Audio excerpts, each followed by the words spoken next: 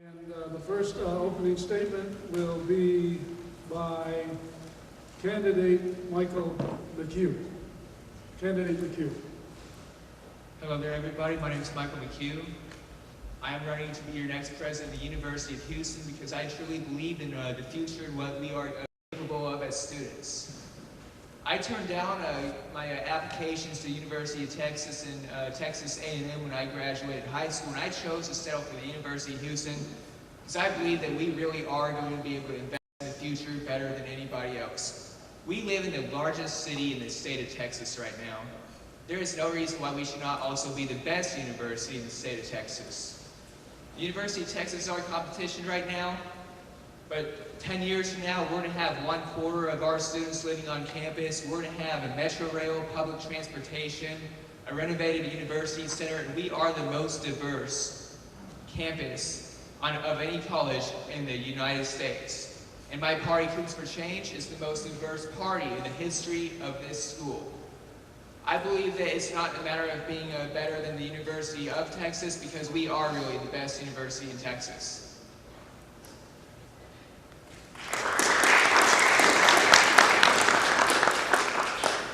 The next opening statement is from candidate Michael Harding. Mr. Harding. Ladies and gentlemen, and my fellow Cougars, we are truly fortunate to be here at this moment in time at this great university. Today, we are a diverse campus, excelling in research, and on the cusp of being a nationally recognized Tier 1 university. Never before in the history of this university have we been on the brink of such greatness, and yet never before have the stakes been so high. While we face great challenges with the looming budget crisis ahead, the challenges that students face from year to year still remain. Issues related to the cost of higher education, parking and transportation, food services, safety and security, and the quality of student services are still present and must be properly addressed. These challenges can serve as barriers. These barriers can prevent students from loving the University of Houston. I'm running for president because I believe that the role of SGA should be to reduce and remove these barriers, because I believe that every student deserves nothing less than a Tier 1 experience. Thank you.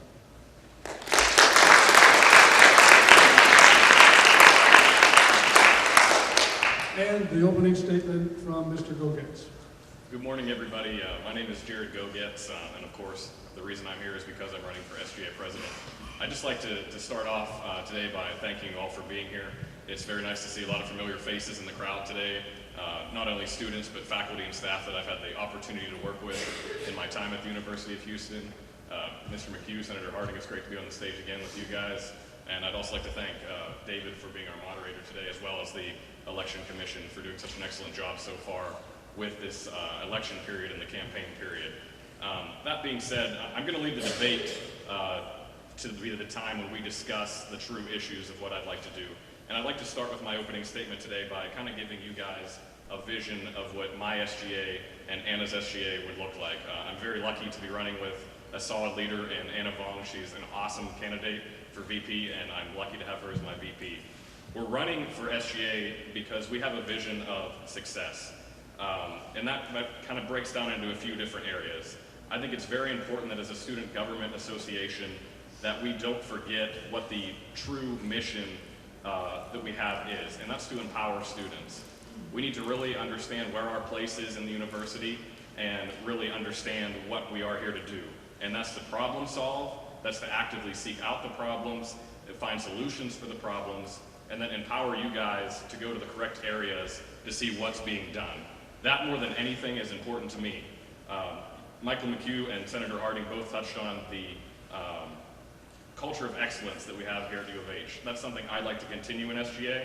We value external and internal communication, and we really value, more than anything, seeing results.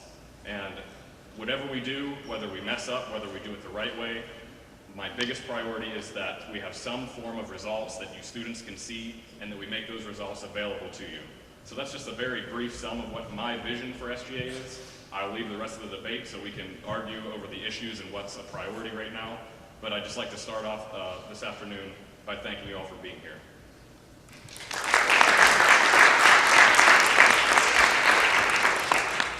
The first question will be addressed by Michael McHugh with following rebuttals from Michael Harding and Jared Gogetz.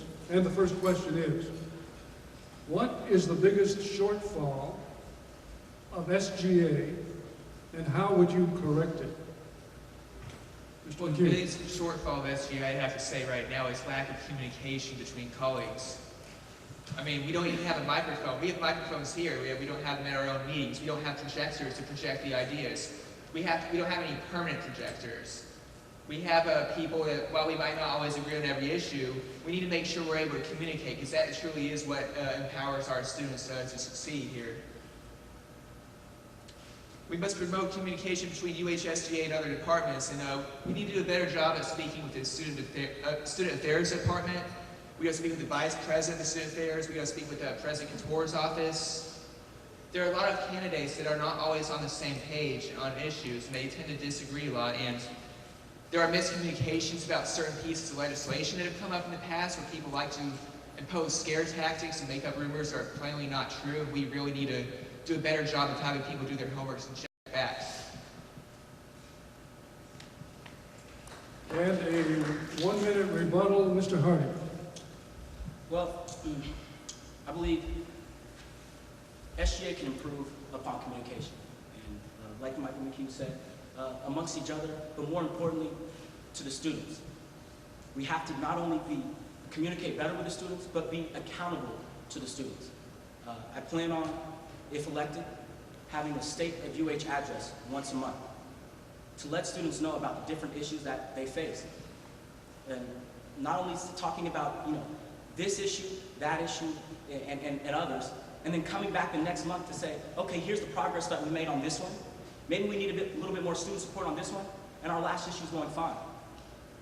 And lastly, is creating community amongst diversity here on campus. We have a great diverse campus, but we don't always tend to communicate with each other well. So I truly want to work on that communication, not only between student organizations, but also other Greek organizations.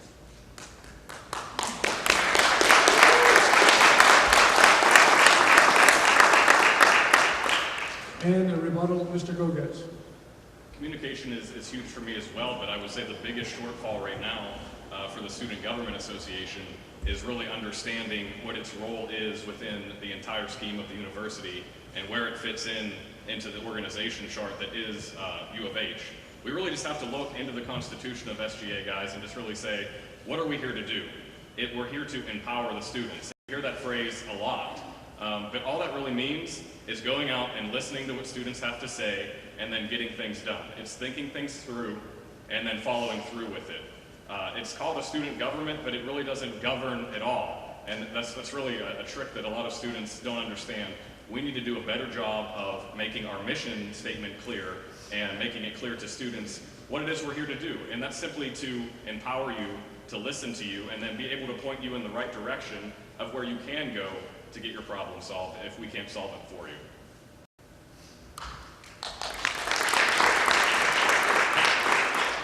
The next question is addressed to Mr. Harding. The question is, what has been the most effective accomplishment of your predecessor in office, and what have you learned from it? I think the best thing my good friend Prince Wilson has done has empowered other senators in SGA, like myself. I had the pleasure of working with him for 2 years now, and he came to me early on and recruited me to the SGA and empowered me to get involved in different student, faculty, and staff committees. And that's truly where the students can have an impact, where our voices can be heard, and where we truly do represent the students. And speaking on results, these are the places where students can get results, not just through student government. Prince has done a great job by adding to the team, and I'm proud to be a part of his administration. Thank you.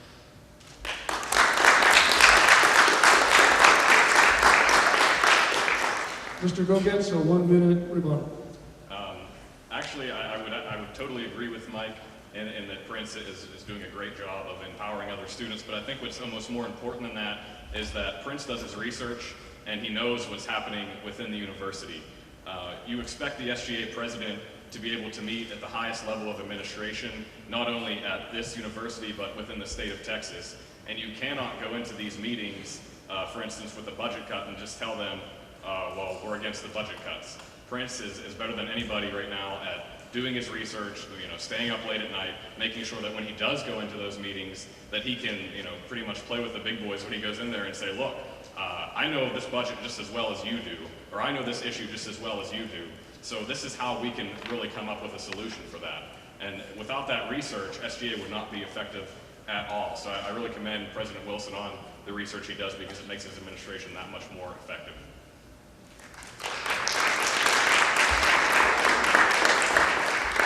Mr. McHugh, a 1 minute rebuttal.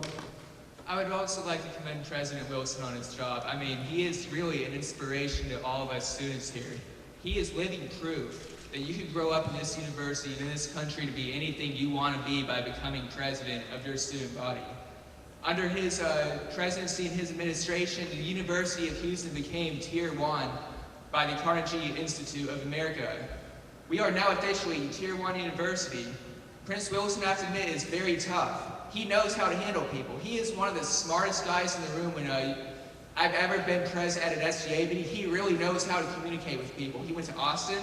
He spoke with legislators about the budget cuts we face. He really does know the issues very well, and he has done his homework.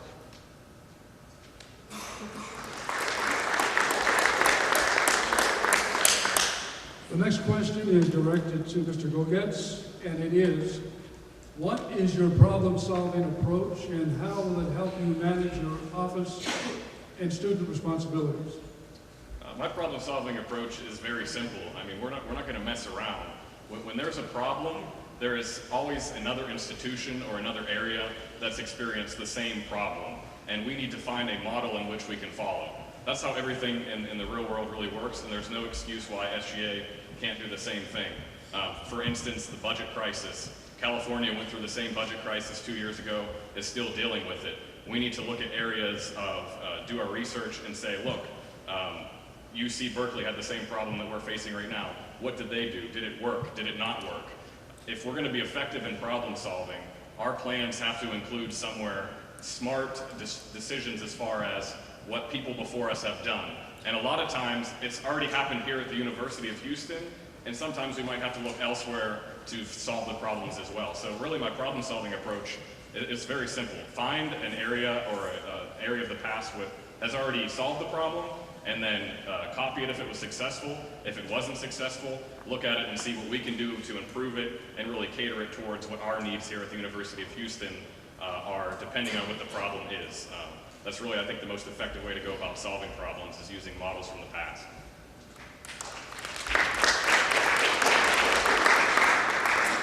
Mr. McHugh, a 1 minute rebuttal. I completely agree with what Mr. Goget said. I believe that there are no problems at the University of Houston that are too big or too small to accomplish. I mean, we've already become Tier 1. We're focusing on fixing our internet. We're focusing on reforming our health center. We're going to be constructing a new stadium. We're going to be fixing the UC and improving it. We're going to be improving diversity here. We really are the most diverse university on campus, and I'm proud that all three candidates up here are willing to admit that, well, we've had flaws in the past. We are learning from our experiences how to improve communication with the student body. Because it really is up to the student body who sets the agenda, as we only represent their views. We're here to carry out the will and the opinion of the majority of the student body at the University of Houston. I also believe that we must promote more communication once more, because we need to make students more aware of what goals we have on campus. We need to make them aware of what legislation is passed. We need them to know what we are doing.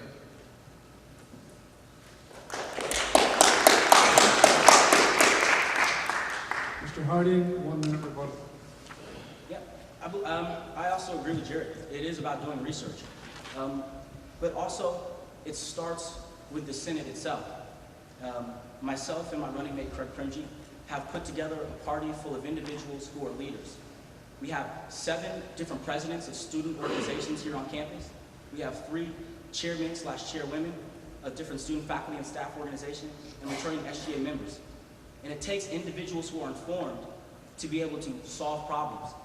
So if a student comes to the SGA with a problem, maybe I might not know the answer, but somebody in my party does because they have the experience.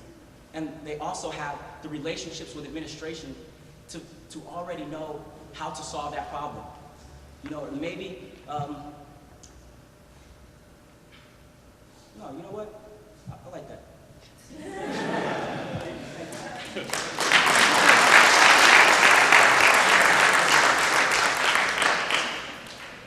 Question 4 is directed to Mr. McHugh. What would you do as SGA president to help the university meet its goal of attaining flagship status? Well, what I will do is the same thing the Board of Regents has wanted us to do for the last few years to become Tier 1. President Couture established 6 guidelines we need to be Tier 1. We need to do community advancement. We need to be #1 in research. We need to improve our athletics. We need to have school pride. We need to be #1 and increase national competition with other universities. We want people to be able to turn down UT and A&M in favor of UH. Go Cougs. We need to be able to have the best university we can.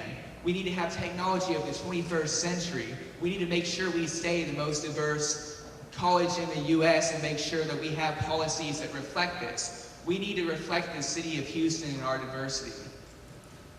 Thank you.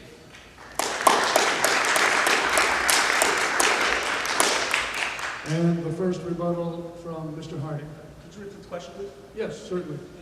What would you do as SGA president to help the university meet its goal of attaining flagship status? Well, like McHugh said, I'd follow the guidelines set in place by President Couture. But more importantly, we have to work on our students. And we have to remove the barriers that students face every day when it comes to, regular activities on campus, whether it's parking, dining services, safety and security, the cost of higher education. These are the things that are going to hold students back because the students represent the university and they're going to get us to these Tier 1 status. So we have to focus more on the student life and improving the Cougars experience so that we can truly get that, fulfill the Tier 1 requirements. Thank you.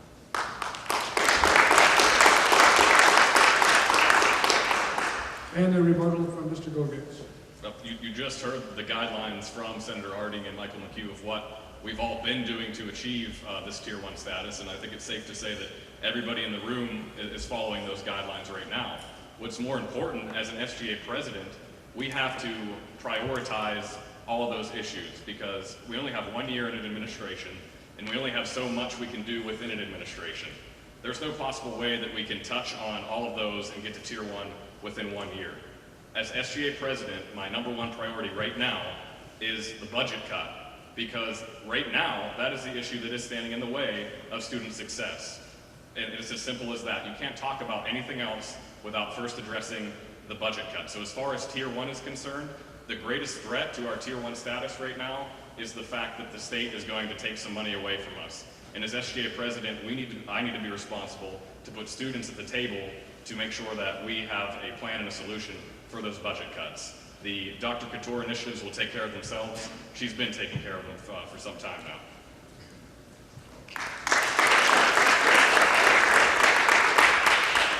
The next question is directed to Mr. Harding. What is your perspective on campus crime, and what specifically would you do to help make students safe? Well, individuals in my party have already discussed this, and I'd like to share with you guys one of my points. The point here, when addressing campus security, is we have to take a multi-dimensional approach. Not one idea or suggestion will improve campus safety or security. It will take a multitude of ideas and strategies to improve the safety of our campus. That means working with you, that means working with the campus safety officials, and that means working together as a campus community. Together, we can craft a plan to incorporate the following principles, and that's improving student-police cooperation, increasing communication, and improving effectiveness and responsiveness of our campus safety officers. Some of the ways we can do that, guys, are, the card access at the different colleges. Maybe we take the time down to where, you know, how you have to swipe in at 8 o'clock in the law building to be able to access. Maybe we take it down to 6 o'clock.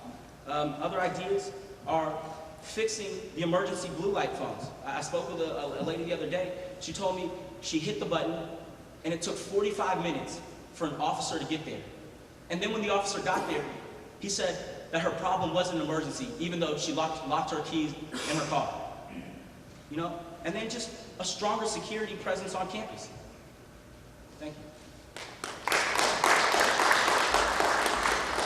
you. And the first rebuttal from Mr. Gogez. Of course, communication is important, and understanding the priorities are important. Communicating, though, and saying we're going to work with this person and work with that person, that's not good enough. As an SGA, we need to really prioritize our security. And let me tell you what I'm talking about. I think that it's been very out in the public and open that right now the major problem with our security is in the outlying parking lots. The inner campus has doubled their security officers within the past year, and we're experiencing a lot less crime within the campus, and we're experiencing a lot more crime in the outlying parking lots. So that's what I'm talking about when I say we need to see what's urgent and what's important. We need to prioritize what needs to be fixed first. And my plan to go about increasing security in the outlying parking lot would be to really support the facilities and planning committee's plan, if you will, to build those guard towers and really expand them. And if you'd like to learn more about that, it's on my website. But we really just need to prioritize where are we unsafe at, and that's out in the parking lots.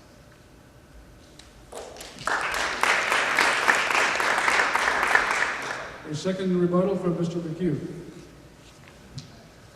We all agree we need to fight crime. I've lived on campus my entire college life. I know what it is like to see crime on this campus. My freshman year, I lived in the Quadrangle, right on Wheeler Street. We had 16 bikes stolen there in one semester when I lived there. We have no security cameras to watch where the bikes are kept. We don't have proper security there. I never saw one security guard there the entire time I lived in the Quad. People were able to engage in lots of illegal activities and the cops never came. People were robbed there. In the parking lot right across from the Quad, we had several robberies at gunpoint. Security was never there each time. No one else has brought up bikes. I think by living on campus, I know what it is like to face crime. We need to fight drugs on campus, and I think the best way to do that is by passing a Good Samaritan policy once and for all. I really think that's a very important thing we need to do. And I just feel I'm more in touch with students by living on campus.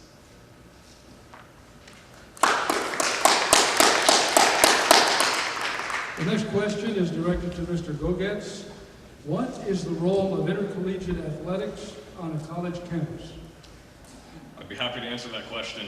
Right now, I currently work for the athletic department, and we brought up Dr. Couture's vision on athletics, and really a lot of freshmen around the country base their reputation on a school, on the athletic department, and how popular and how winning that athletic department is. So to answer the question, the role of athletics is huge. If we're ever going to be a complete Tier 1 institution here, the athletic department needs to be Tier 1 with facilities that are the best in the country, with athletes that aren't only winning athletes, but that come to school and graduate and have a reputation for being real students as well. And that's something that, for me, is huge, to really look at ways that we can build our athletic department to make it Tier 1. Those ways obviously include looking at the facilities planning. We need to do a better job of raising money and supporting the athletic department in their bid to build new stadiums and new fields. And another thing that is huge when it comes to athletics is conference realignment. As a student government, we really need to be involved firsthand and have a seat at that table when it comes to talking about leaving Conference USA and joining a more popular, nationally proclaimed conference, so that our athletic department has the visibility of a Tier 1 athletic department around the nation, not just in Texas. So to answer the question, athletics plays a huge role. I mean, that is where a lot of people get their reputation from a school without looking at anything else. So that's big. It's really big.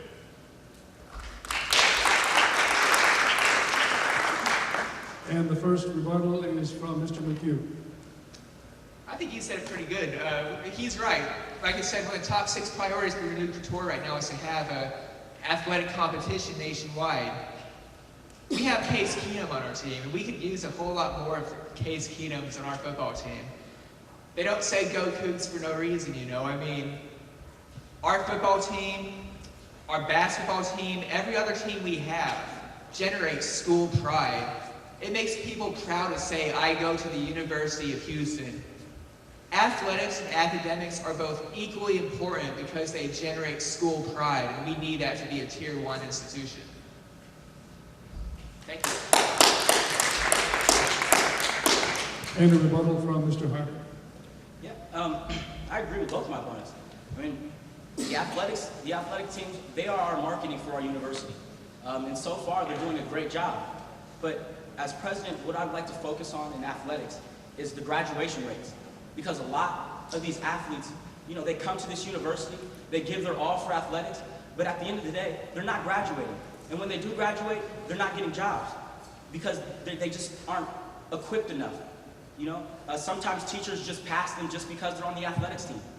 So as president, I'm going to work on bringing some of the free tutoring on campus into the athletics department so we can not only have Tier 1 athletes, but also Tier 1 students.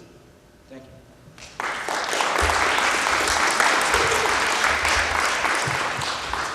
The next question is for Mr. McHugh. In the event of a budget shortfall, which programs or services would you fight to protect against possible budget cuts? Everything that is vital to keeping this university be a Tier 1 institution. Couture has the same position that I have, and that is that we're going to stay Tier 1, and we are not letting Austin take that away from us. In the last 5 years, an undergraduate degree has risen from 50 to 110% in the state of Texas. And now our spending is going to get cut by 16 to 20%. Our government is basically punishing us for becoming a Tier 1 institution, and this is highly unfair. I'm going to keep the health center running. I'm going to make sure that we still have the best football team we can.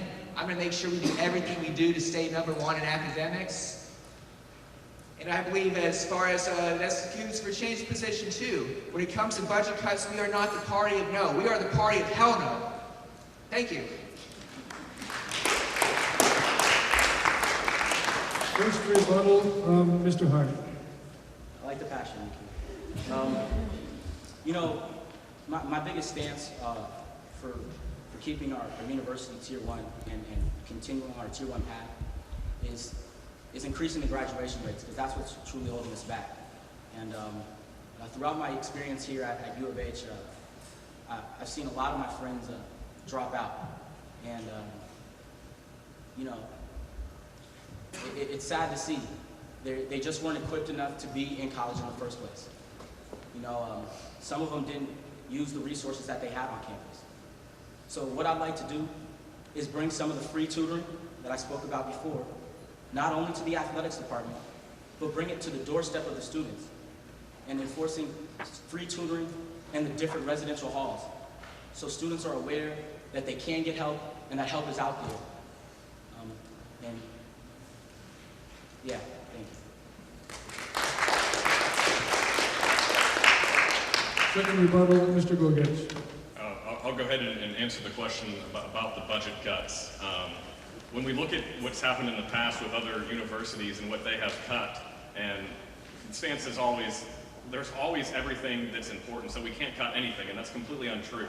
We don't need to cut things as much as we need to reorganize different areas of the university. What UC Berkeley has done over the past 5 years, they've looked at 5 different areas. Those areas were procurement, their organizational setup, their information technology areas, their energy, and the reorganizing of their student services. And when you looked at those 5 areas, they saved almost $75 million altogether. So I think my plan to cut things is we're not cutting things, we're gonna reorganize, we're gonna look to see what we can do better and what we can do smarter. And what they did is they got smart and they pretty much saved their entire budget shortfall by looking at those 5 areas and reorganizing them. And I think we can do the same thing here and be very successful at it and really overcome the budget crisis that way.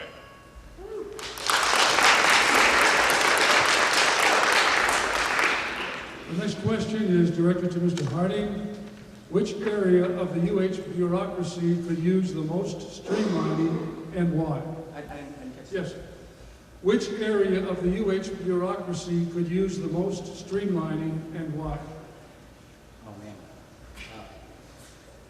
Financial aid. I mean, as far as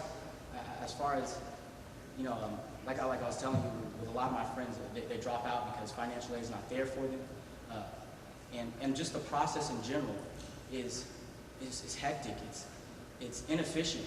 You know, people are waiting in line for hours and hours at a time, and we have the technology to be able to use Skype and instant message to get questions answered about financial aid. So, you know, when it comes to going to college, financial aid is one of the most important things, especially for students who need it.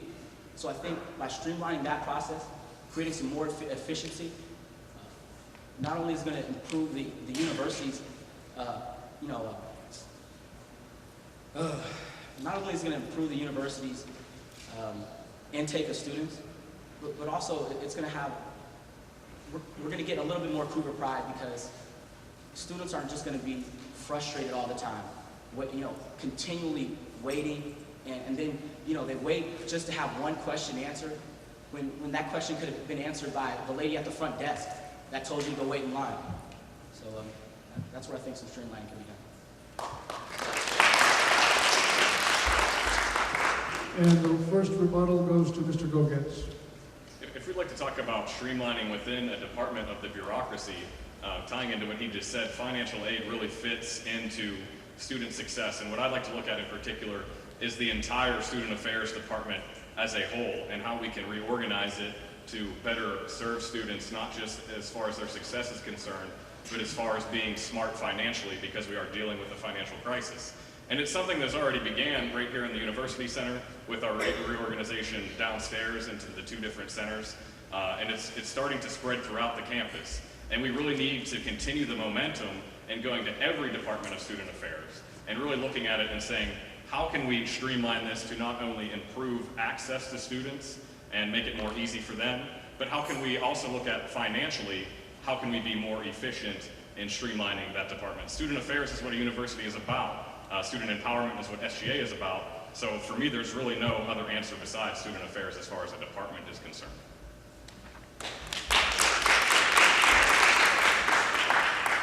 Second rebuttal from Mr. McHugh. Financial aid does need streamlining. Like Mr. Harding said, it takes hours for people sometimes to wait in line. They miss classes. They might not be able to enroll for a course in time because they're waiting in line, or their counselor signed them up for the wrong one. We need to make it more easier by having online appointments. People should be able to go online and register to see their counselor. They should not have to show up and wait hours at a time in line and waste valuable time that could be spent doing other things. We gotta do more as far as making sure it's more accessible. Financial aid is fundamental to student success. A lot of our students rely on financial aid. They don't have the luxury of having their parents pay for their tuition. In this economy, they gotta worry about how they're gonna be able to pay off their debt when they get a job in this market. It's very tough, and we need to make sure we have the leadership there that is available and necessary to make sure every student has the right to achieve their God-given potential. Thank you.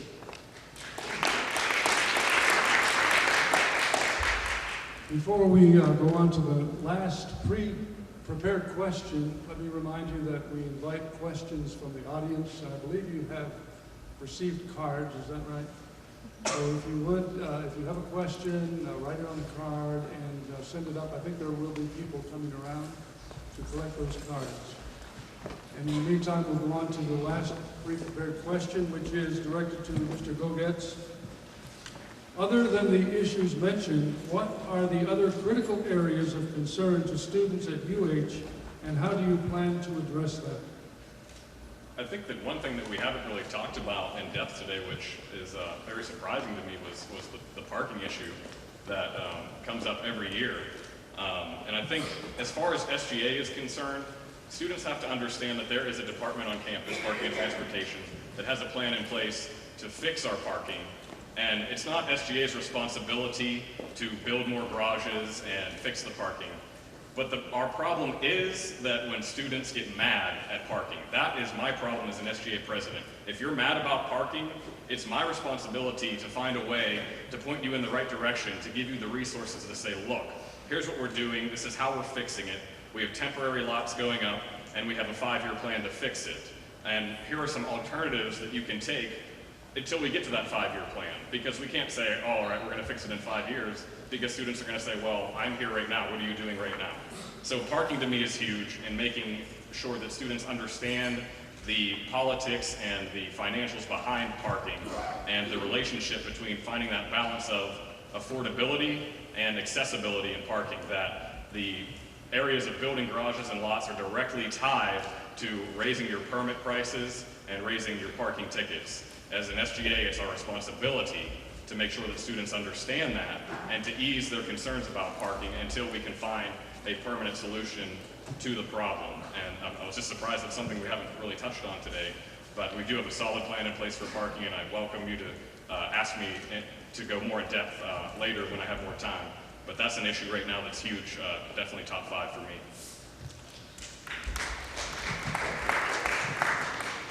The first rebuttal, Mr. McHugh. I'm amazed no broad parking yet either. That is, in my opinion, the most important issue currently facing our school. I mean, for every parking pass on campus, for every space, there are 3 passes given out. Out of all the people that own a parking pass and have to pay that much money for it, only 1/3 are actually guaranteed to find a space on campus. The rest spend hours and hours looking to find a place to park, and usually they end up having to park somewhere illegal because they don't have a number of spaces to accommodate everyone. And then it results in them being way too fast. Now, I have been attacked for my position on parking, and I am here to rebuttal this, is that people say, well, you can just park in the energy lot. You can just park at the energy and research school.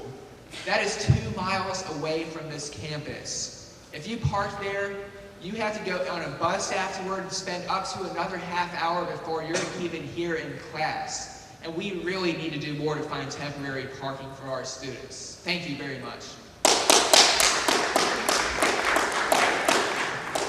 And a rebuttal from Mr. Harding. May you please repeat the question? Yes. Other than the issues mentioned, what are the other critical areas of concern to students at UH, and how do you plan to address them? As you guys already know, and as my opponents have already stated, parking is an issue. You know, and I'm not going to get too much into it right now. But first with parking, we have to communicate to the students the benefits that they already have. And one of those benefits is your first parking ticket is free, as long as you fill out the forms. The other thing is every parking ticket that you get, V1 through V8, is 50% off when you turn the parking slip in within the first 48 hours. But these are things students need to know. But that's not the only issue that students face. Advising on this campus has to be adjusted. As you guys know, Bauer has a great advising program. But the other colleges, like my own, the College of Education, it's poor. Sometimes the advisor's there, sometimes they're not there, even though their office hours say they're supposed to be there.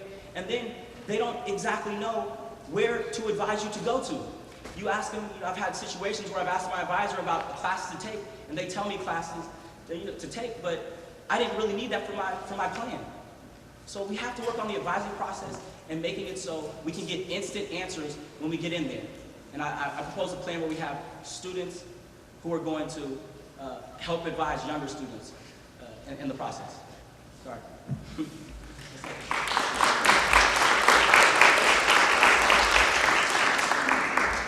That concludes the pre-selected questions. We'll now go on to the audience questions. I noticed that we've had a tremendous response, which is a good sign. And if we don't get to all your questions, I doubt that we will, you will be able to catch up with the candidates on the campaign trail or send them an email and get the answers that you're looking for. But here are a couple of questions.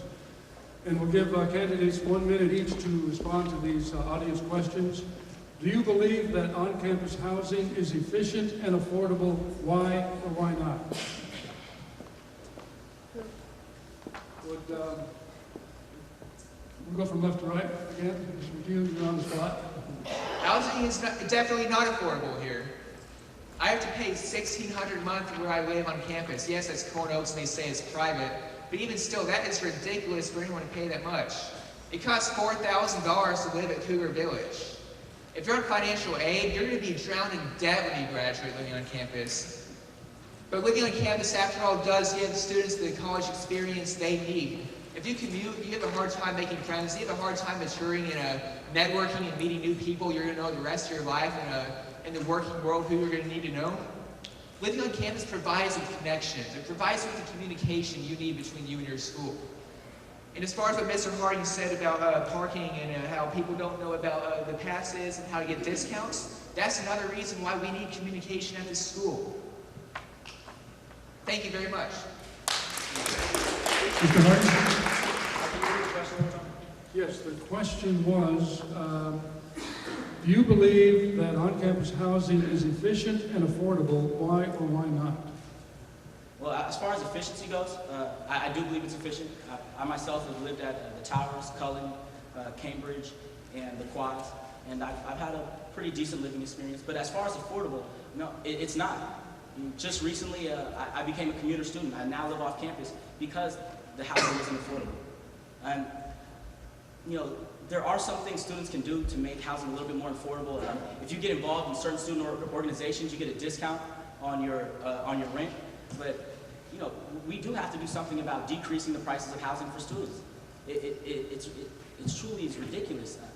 I mean, I don't understand how students who have cars live on campus. You know, but I do believe in the experience that you do get from living on campus. I've had some great times here at the university, trust me. And I believe every student should experience a year or two of living on campus, but we have to make it affordable. Mr. Goget.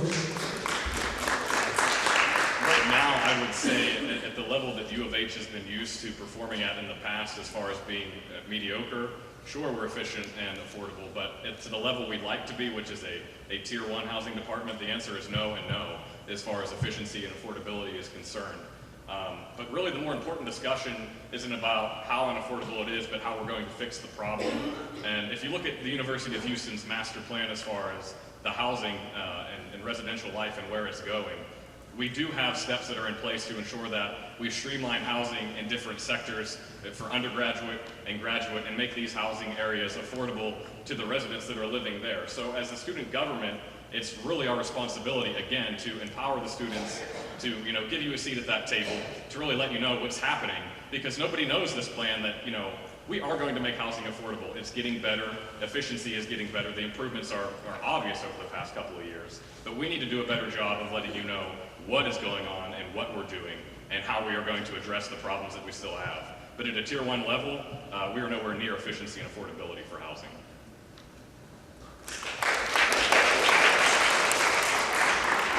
We have several questions on this issue. I'll try to encapsulate them all here in a brief question. We'll start with Mr. Harding. What is your stance on gun control on the college campus? Great question. I actually have to think about it. Although I have a concealed handguns license, I am personally opposed to the proposed legislation that would allow concealed handguns holders to carry on campus. However, it's most likely going to pass in this upcoming legislative session. So, the best thing we can do is to prepare with rules and regulations for guiding this implementation. For example, having all concealed handgun holders register with campus police so that the right people are aware of who is and who is not carrying. The other thing we can do with concealed handguns, guys, is we have about 1,200 to 1,500 veterans on this campus. We need to have some type of volunteer program where they are in conjunction with the University of Houston Police to say, you know, we hold guns, and if a situation does happen, we will step up to the plate to take care of it. Thank you.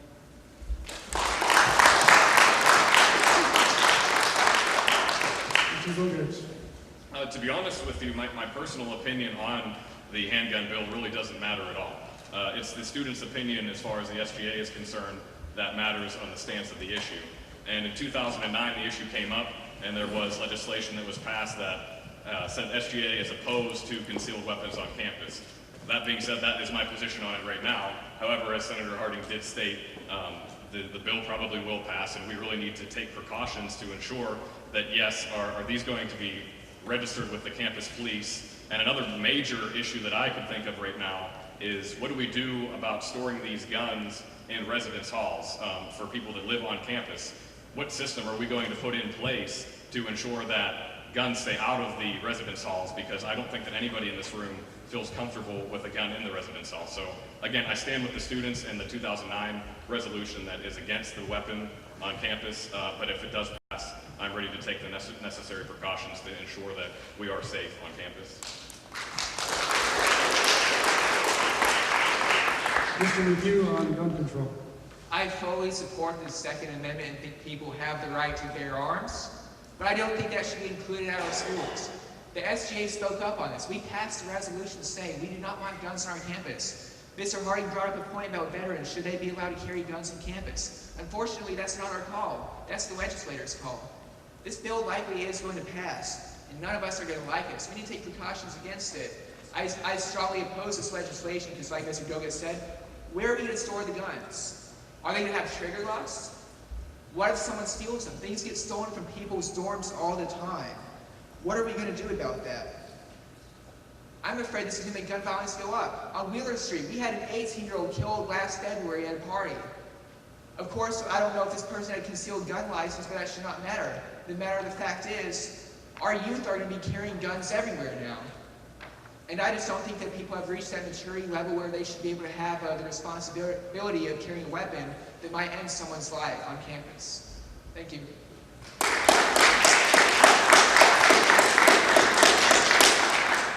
The next question will be addressed first to Mr. Gogetz. Greek life is important to student success. What should the relationship be between SGA and Greek organizations? I'd love to answer that question. I'm Greek myself on this campus, and I'm a strong believer in the spirit and just the general impact that Greek life has on campus. That being said, as far as SGA's role goes into the Greek population, I think that SGA really needs to provide them with the resources they need for success, but beyond that, really doesn't have much business tampering with the Greek system and trying to change it, because we do have governance councils already in effect, such as the IFC, and we have an entire university center, the Center for Leadership, Fraternity, and Sorority Life, that handles that. That these people are, their pure purpose to be on this campus is to help the Greeks in supporting us and making sure we have our resources. But beyond, just a healthy relationship and doing our due diligence that we would with any other student, I'm really opposed to a student government that goes into Greek life and tampers around it, because we already have people that's their job to do on campus.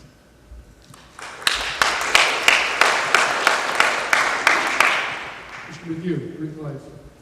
I don't think the Student Government Association should tell the Greeks how to run their organization, just like they should not tell the Muslim Student Association or any other group on campus how to run their organization. Yes, they are a valuable part of our university. They are huge. They are very influential. They help us out with many programs on campus, many events. They are great at that. But they do have their own presidents. We have an IFC president actually running right now. We have lots of them who are going to get involved in the student government, and that's fine. But the student government should not be the one making the rules for the Greek organizations on campus. Thank you. And Mr. Hardy. Yes, can you please repeat the question? Oh, yes. And there are several questions related to Greek life. I tried to encapsulate them all. Okay. Greek life is important to student success. What do you think the relationship should be between SGA and Greek organizations? Well, in my party right now, I have the president of IFC, the president of MGC, and 2 HBC presidents. I believe that the Greeks have to be involved with the student government. After all, we represent the students, so therefore we should have some Greek representation in the student government. These individuals are active on campus, as we've seen at the different Greek events. I'm not Greek personally, but I go to Frontier Fiesta and I see all these events. They're great. There's a bunch of preparation put into them, and they truly have Cougar pride. I think we need to utilize that. Also, listen to the ideas that the Greeks have, and not only the Greeks, but also in my party I have some fee-funded student leaders. If we can get the fee-funded student leaders and the Greeks on the same page, we can truly do something great for this campus as far as philanthropy and just student activities and enhancing Cougar pride. Thank you.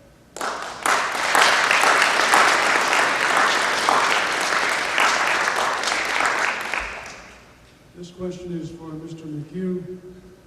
The University of Houston is home to an increasingly diverse population.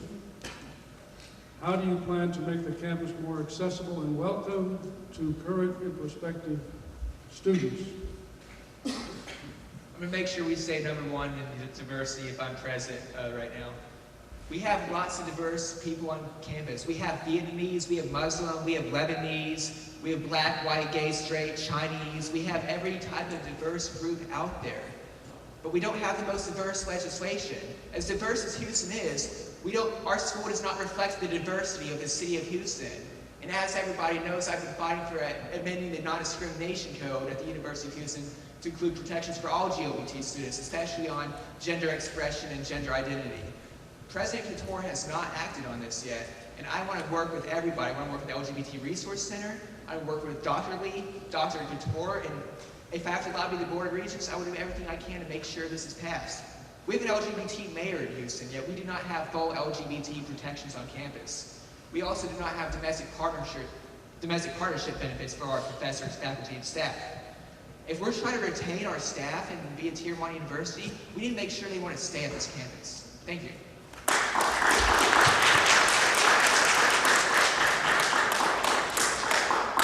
And Mr. Harding, on the subject of diversity.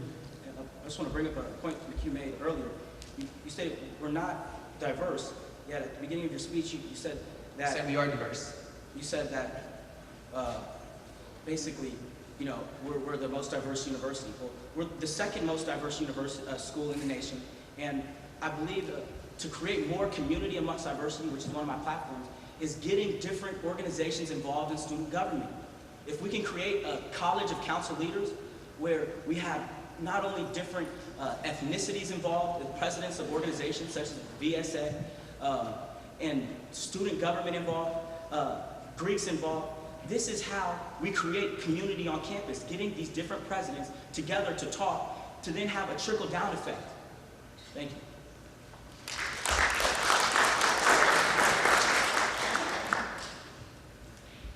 And Mr. Gogetz on diversity.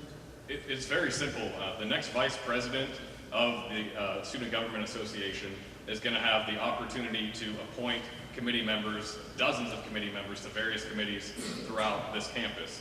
My vice president is probably one of the leading authorities on diversity on this campus. She's the director of the Council of Ethnic Organizations. She has connections within every cultural and ethnic organization on campus.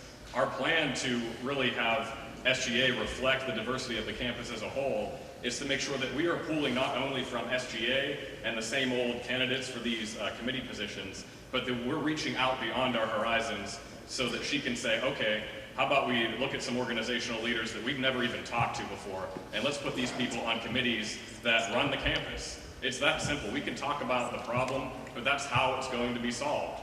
She's going to appoint her diverse pool of candidates to committees so that we are represented.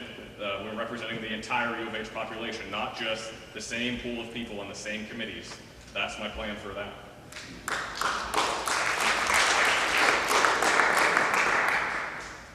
And this question will start with Mr. Harding. With looming budget cuts, how do you justify expenditures for a new stadium? All right, can you repeat the question one more time? Yes. With looming budget cuts, how do you justify expenditures for a new stadium? Well, you can't justify it, you know, but at the same time, like we stated before, the way that we get people to our school is through the marketing of our athletics program. So if we do have a top tier athletic program, then that's going to get more people to our school. But at the same time, we do have to focus on the actual students as well, not just the athletes. So yes, we do need to improve our athletics, but at the same time, we have to focus on the everyday student as well. They can't just be held in the highest all the time. Thank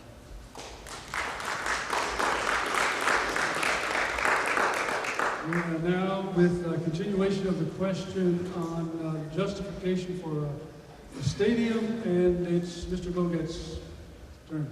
As soon as the question was asked, I immediately thought of really two things that we need to make students aware of. Number one is we've already addressed the importance of athletics and how important it is to have a Tier 1 athletics program. That goes without saying. But number two, we also have to make students aware of the stadium plan. Right now, the stadium is going to cost approximately $160 million. If you look at Director Rowe's plan to raise that money, the majority of the money that he'd like to raise for the stadium is going to come from some sort of naming rights or donations. And really, we need to make that clear to students to say, look, yes, we're going to pay almost $200 million for a new stadium, but over half of that money is going to come from outside the university. It's going to come from naming rights. It's going to come from donations from the community. And a stadium is important. And I think that if we make that clear to students, I think that more than justifies building a new stadium. We just need to tell them how we're raising the money and why we're raising the money. And it's a good reason and it's a good cause behind it.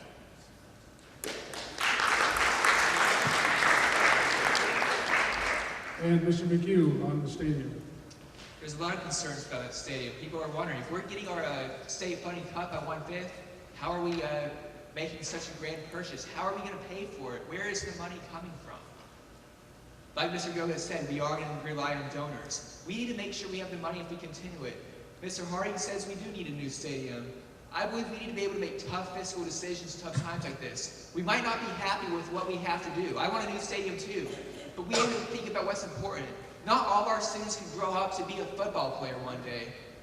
We can't have the next person to cure cancer come from our school though. We can't have doctors, lawyers. We can have future CEOs, the future leaders of America. When I look around in SGA, I see the future leaders of America in that room.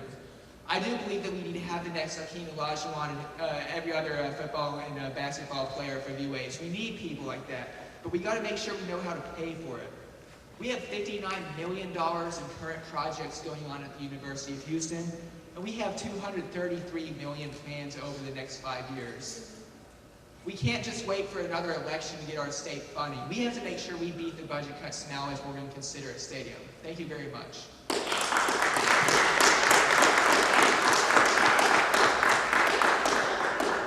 And Mr. Gogetz will lead off with you on this question. How do you plan to get more students involved with SGA?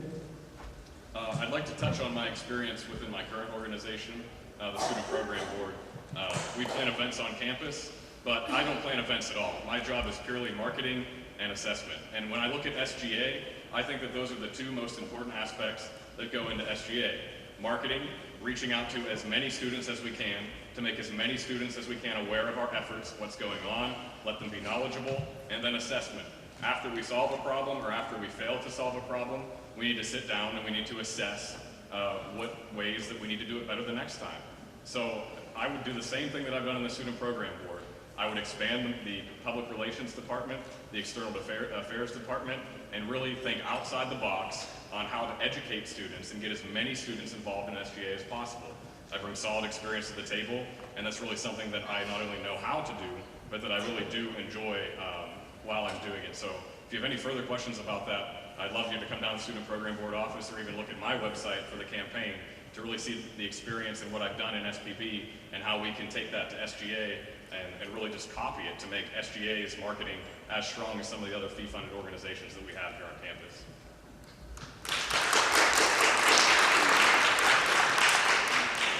Mr. McHugh, same question. First of all, SGA is my second favorite thing about this university. The first is the students and the people here. Oh, yeah. Now, we need to get people involved in SGA. I don't think you have to be a president of an organization to get involved. I don't think you have to have any official position. What I think you do have to do is be a student. You have to know what goes on when you live on campus, what it's like to have financial aid trouble, what it's like to have to take forever to see your counselor. If you're on the health insurance, if you're a veteran and you have trouble getting back into civilian life and you have difficulties, we need people to face real life problems every day to join. Communication and PR is where we need to improve on this. Whenever I was a senator, when I went to town halls, one time only 2 students out of this entire university showed up. And they were both anarchists. Okay? We need to see people handing out flyers. We need to see people saying, we need you to get involved in student government. Come to our meeting. We trust you'll like what you hear. If you don't like it, we can figure out how to make it better. We need people communicating. We see so many of our politicians campaigning up here, but we need to see them communicate with students before the elections. Get them involved in town halls. Thank you. And Mr. Hart, the question is, how do you plan to get more students involved with SGA? Well, this is exactly what my campaign is all about. As I've stated before, I have different presidents of organizations, not just the Greek Council organizations, but individuals like Sean Tarver, the past president of 2 years of SPB, myself being an MVP, my running mate Craig Primji being orientation team leader.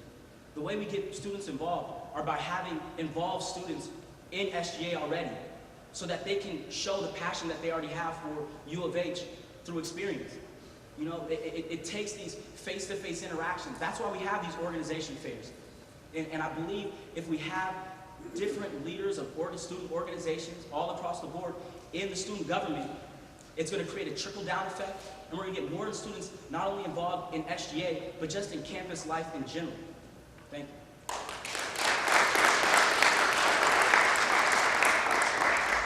Mr. McHugh, I think you're up next. And I'm going to try to consolidate a couple of questions here on the subject of the companies that UH invests in or is involved with. And some of these companies have been charged with violations of child labor laws or human rights violations. What should we do to ensure that the companies we invest or contract with don't fall in these categories? If we're providing leadership to this university, we need to set an example for our youth and show how important we are going to be in the world. We can't deal with people that make it harder for other people to achieve their God-given potential. We do have companies that are helping human rights abuses in the Middle East, that are contributing to terrorism, that are allowing wars to go on. Fair trade is another one. When I was a senator, I passed a resolution and worked with Aramark to get wage increases for the Immokalee farm workers in Florida. This only was a 2-cent increase in the price per pound of tomatoes, yet it resulted in 75% wage increases for these workers to make a living. I was happy to help end modern-day slavery in that aspect. I think we do need to divest from companies that are committing illegal acts, and we should not even allow them to stand for that. We need to make sure we do everything we can to do the right thing and make sure that everyone has the opportunity to make it in this world. Thank you.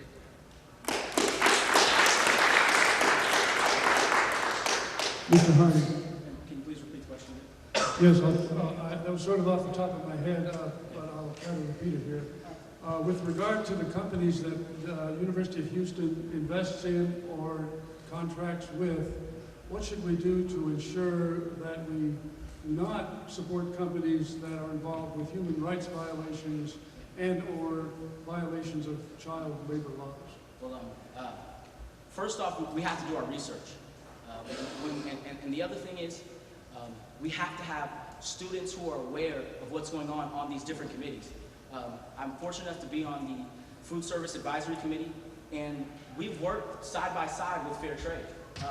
You know, in the Senate, we passed a bill for the Immokalee workers, but that bill was only passed because those individuals came to the food service meeting multiple times, and we had to work with them to work on some sort of resolution. You know, and at first they wanted to just have a 1 cent increase. After 5 or 6 meetings, we finally came to the conclusion that we would not only give them 1 cent, we'd give them a 2 cent increase on the wages, like you saw in the SGA bill. So it takes students being involved and also doing the research on the different vendors that come to U of H.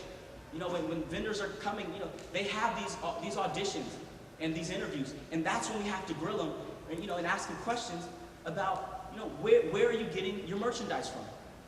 Thank you.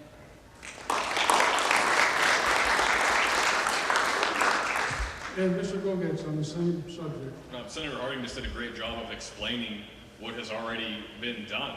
So that makes me wonder if this issue is really an urgent issue right now or more of an important issue. I think we need to prioritize to work on issues that are more urgent than this at the time. But that being said, that is what is being done right now. We already have solutions in place for it. As a student government, it's now our responsibility to get the word out to students that are still concerned about this issue and tell them, look, this is what's being done. We have solutions in place. We have people working in committees to solve this problem. And it doesn't stop there. We can't just work with students. We need to expand that to faculty. We need to expand that to staff. And we also need to work with outside organizations that are the prime authorities on issues like this. SGA is not an expert on this issue. We can do all the research we want, but if we want to really have a plausible solution, we need to bring in an authority from the outside to work side by side with us to educate the students, tell them what's already being done, and what we can do more to continue to solve the problem.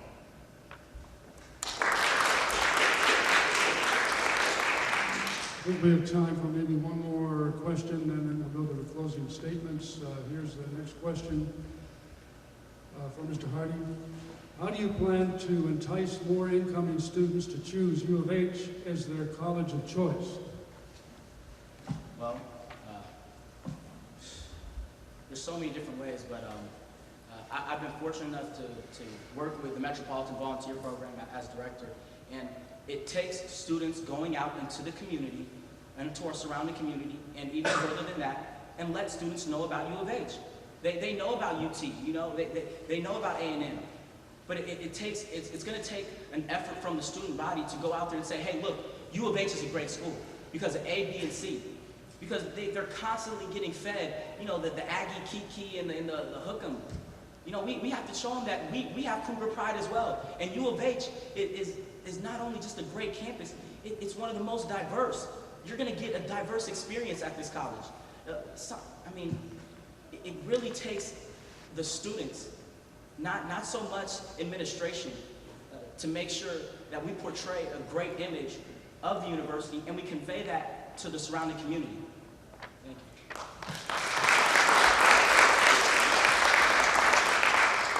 Mr. Gogetz. Again, what Mr. Harding just said is already being done with the rebranding of the university into the You Are the Pride campaign. It's done a lot to help our school pride. But what we need to be more concerned about is not what school pride is, but how we achieve it. What UT and what A&M do so well to promote pride on their campus is every student that goes to UT or A&M believes that that university is doing everything it can to make sure that their experience there is as best as it can be. That's the only difference between UT and us. That is the only thing that separates us. Students here are still on the edge. They're like, well, U of H is kind of trying for us, but they're not going above and beyond for us. The day that a student can come to the University of Houston and say, in all areas, U of H is just going full throttle and doing everything it can do for us, that's when they're going to have school pride, that's when they're going to begin to network, and that's when we're going to have that on-foot campaign, that UT, that A&M-like presence in Texas. But until that happens and until we change it, we're not going to make much progress in that.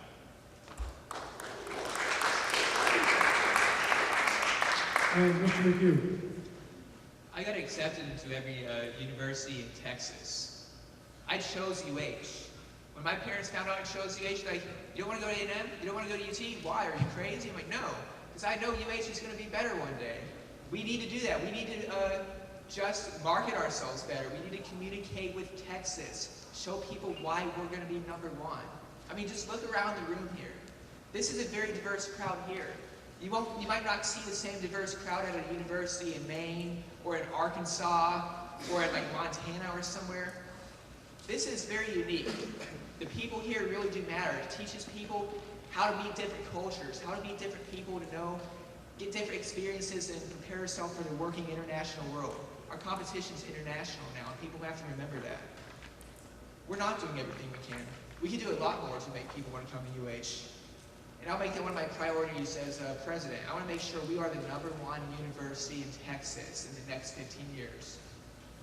If we can land a man on the moon within 10 years, we can sure as hell do it here. Thank you.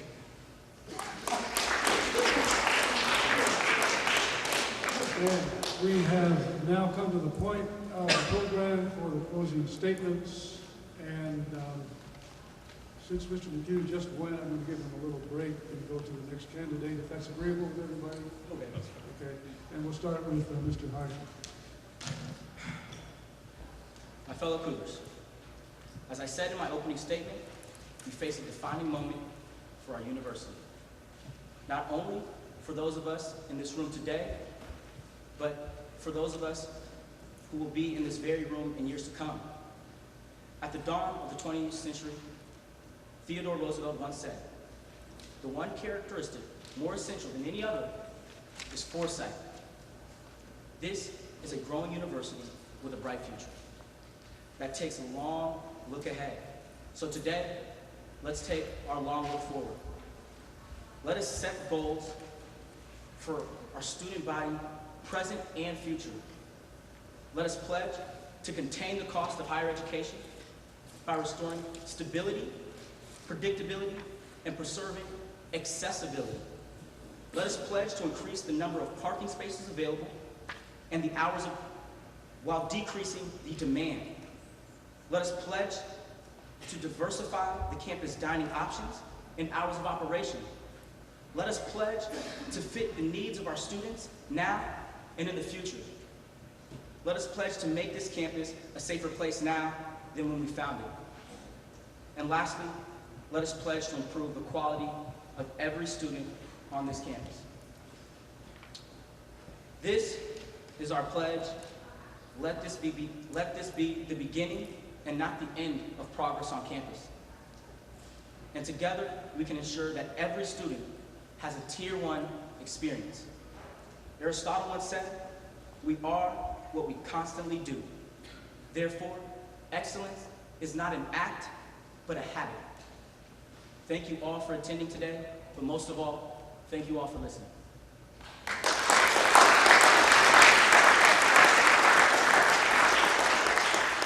And a closing statement by Mr. Gogetz.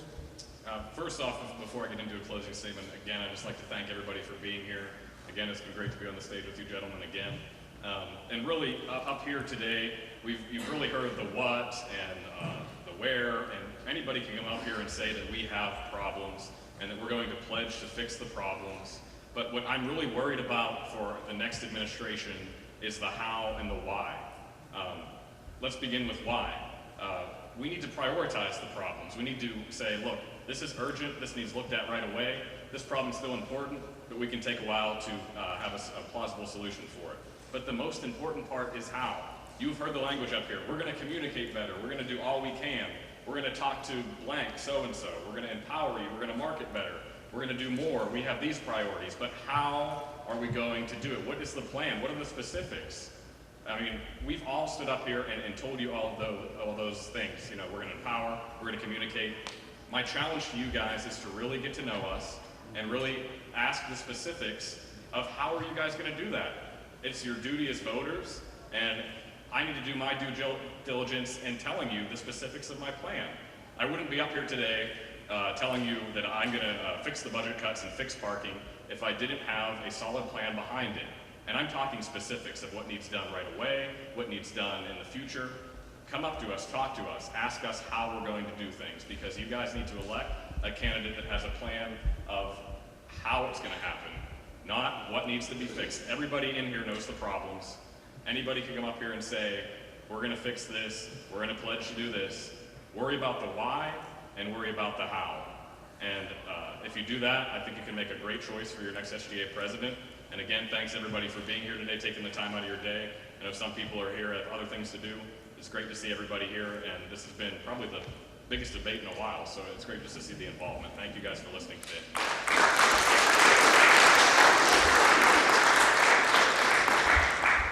And a closing statement from Mr. McHugh. Well, I just want to say, we have a lot of individuals on my team, Kids for Change, who are just regular students. I believe that the best way to have movement is from the bottom up. We can't just have presidents of every organization and call it a grassroots movement.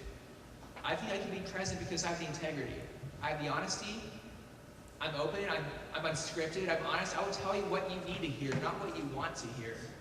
I understand the issues we face. And I understand that not all of them have a good way of going about it. Not everyone likes to hear how tough things are, but we really have to be honest and say, we have tough decisions ahead of us. How are we going to do it? I have a specific plan to do this. I have everything detailed and mapped out already. It's just a matter of communication with other administrations. I plan on sitting down with presidents of former administrations, learning from their experiences. We have to learn what they did and learn from their mistakes and how we can get it right in the future. We have to remember whose shoulders we stand on, where we come from, and how we can only move forward and improve the future. We can't stop thinking about tomorrow. We can't let Austin take away our new Tier 1 status. We have to believe in the future. We have to believe that we truly can be anything we want to be at this university. Thank you very much.